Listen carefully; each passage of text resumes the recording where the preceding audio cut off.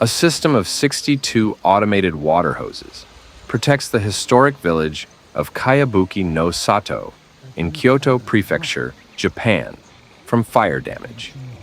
Its 50 dwellings, 39 of which have thatched roofs, were first constructed between 220 and 150 years ago, during the Edo and Meiji periods.